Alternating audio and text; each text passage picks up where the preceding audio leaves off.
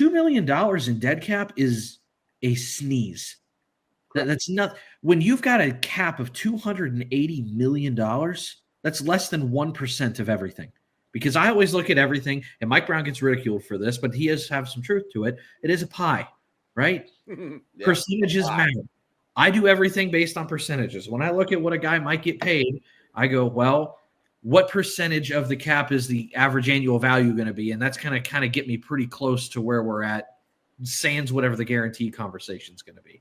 So I want to look at Jamar Chase. Everybody's like, oh my God, it's going to be 38 to 42. I'm like, it's probably going to be more like 13.5 to 14.2% of whatever the average annual value of the cap is going to be.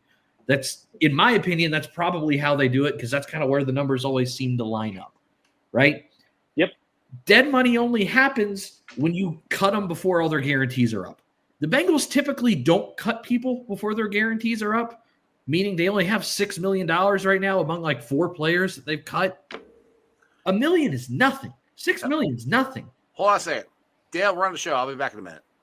All right. There are guys that are going to have $20 to $30 million dead cap hits when they get cut. I think Rodgers just took $49 million. Yeah. To have his dead cap from the Jets. It is what it is. But you're not going to continue to bring guys in and retain them if you don't give the guaranteed money, which is where your dead caps come in.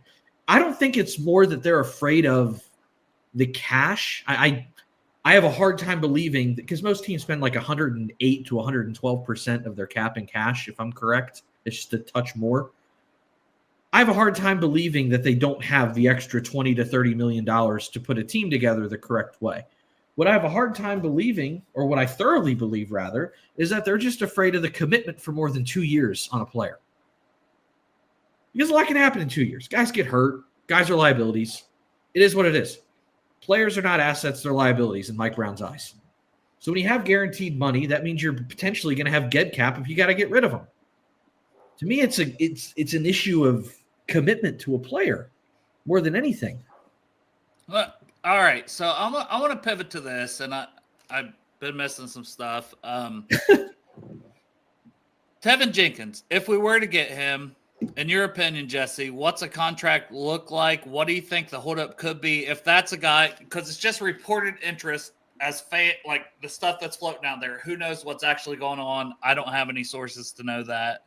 I've heard nothing close to a deal being done, but just the interest. So what do you think the holdup is with a player like that? I know he has an injury history. As the agent side of it, how does that factor in? And what do you look for your player as an agent side of it?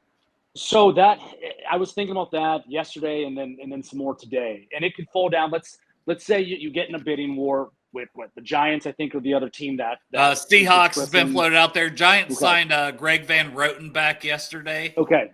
So the other thing, and then when you got a player like Jenkins who has that history of back injuries, at this point in time, when you're negotiating with them, the club may be saying, hey, we're willing to offer 2-year, 28 mil, so 14 AAV, right?